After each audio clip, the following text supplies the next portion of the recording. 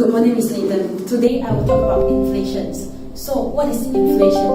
Inflation is a continuous increase in price level of goods and services over a period of time in an economy.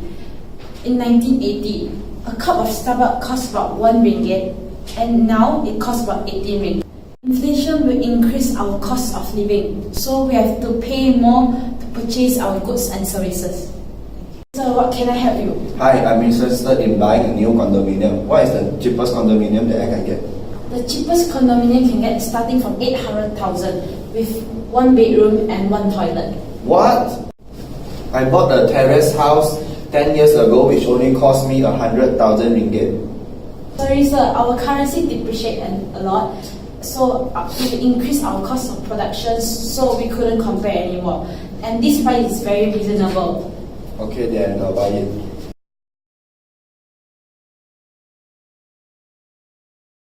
So there are two types of inflation, which are demand pull inflation and cost push inflation. Firstly, like what Yinyi said just now, the price of houses is increasing over the years. For the demand pull inflation part, there are excess demand for houses and it leads the price of houses to increase.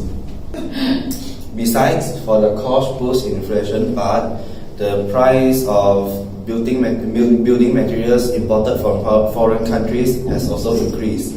It is also one of the causes that leads the price of houses to rise.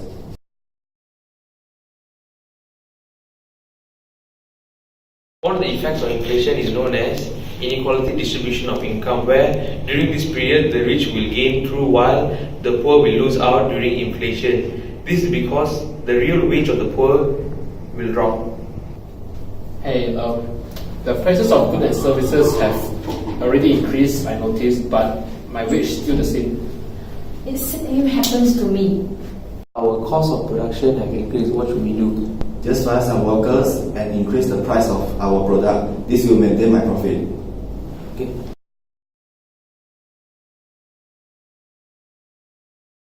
Advantages of inflation is also known as the reduction in purchasing power. Inflation undeniably have increased the prices of goods and services. This problem will be worsened when the real wage of the workers did not increase accordance to the increase in goods and services. For example, last time 10 ringgit can buy you 7 soft drinks, while now the same 10 ringgit can only buy you 5 soft drinks.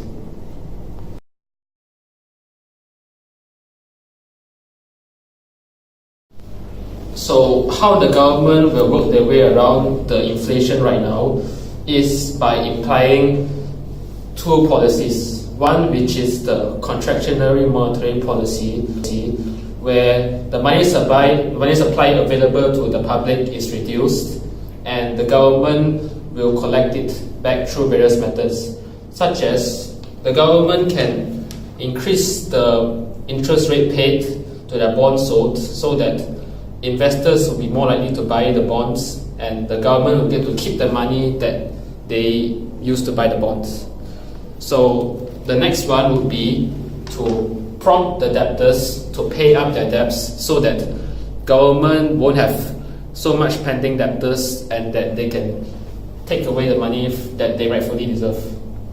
Now, the next policy would be the contractionary fiscal policy. The contractionary fiscal policy works as the government decreases their spending and increases taxes for the public.